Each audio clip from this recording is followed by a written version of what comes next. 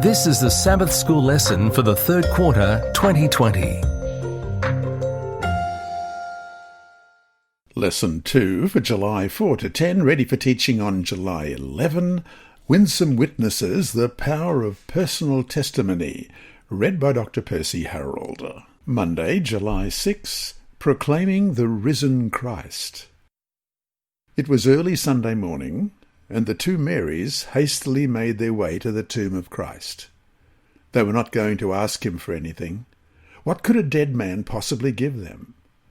The last time they saw him, his body was bloodied, bruised, and broken. The scenes of the cross were deeply etched in their minds. Now they were simply doing their duty. Sorrowfully, they made their way to the tomb to embalm his body. The gloomy shadows of despondency engulfed their lives in the darkness of despair. The future was uncertain and offered little hope. When they arrived at the tomb, they were startled to find it empty.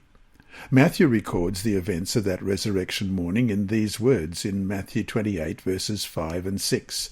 But the angel answered and said to the women, "Do not be afraid, for I know that you seek Jesus who was crucified.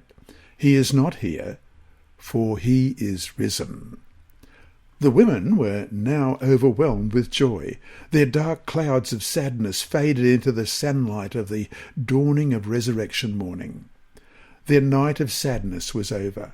Gladness graced their countenances, and songs of rejoicing replaced their tears of lament. Question. Read Mark chapter 16, verses 1 to 11. What was Mary's response when she discovered Christ had risen from the dead? Matthew 16, beginning at verse 1. Now, when the Sabbath was past, Mary Magdalene, Mary the mother of James, and Salome bought spices, that they might come and anoint him. Very early in the morning, on the first day of the week, they came to the tomb when the sun had risen. And they said among themselves, "Who will roll away the stone from the door of the tomb for us?" But when they looked up, they saw that the stone had been rolled away, for it was very large. And entering the tomb, they saw a young man clothed in a long white robe sitting on the right side, and they were alarmed. But he said to them, "Do not be alarmed. You seek Jesus of Nazareth, who was crucified. He is risen. He is not here. See the place where they laid him? But go, tell his disciples, and Peter, that he is going before you into Galilee. There you will see him, as he said to you." So they went out quickly and fled from the tomb, for they trembled and were amazed. And they said nothing to anyone, for they were afraid. Now, when he rose early on the first day of the week, he appeared first to Mary Magdalene, out of whom he had cast 7 demons. She went and told those who had been with him, as they mourned and wept. And when they heard that he was alive and had been seen by her, they did not believe.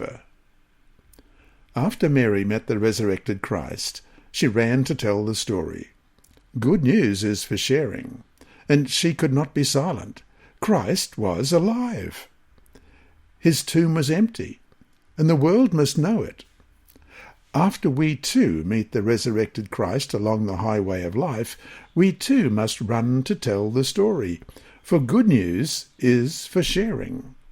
How fascinating, too, that despite all the times Jesus had told them what would happen, that he would be killed and then resurrected, the disciples, those ones Jesus specifically chose, refused to believe Mary's testimony, as in verse 11 it read, "And when they heard that he was alive and had been seen by her, they did not believe."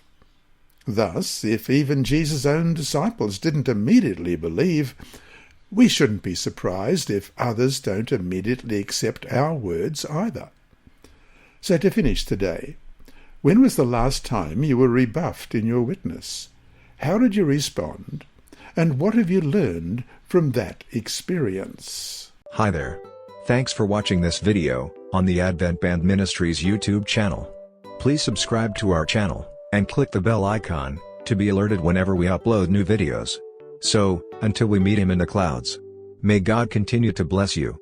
This lesson was read by Dr. Percy Harrold for Christian Services for the Blind and Hearing Impaired, Christian Record Services for the Blind, the Sabbath School Department, and Hope Channel. You can also listen on the official Sabbath School 4 app and the Apple iTunes app, Sabbath School with Percy Harrold. Remember, God is always faithful.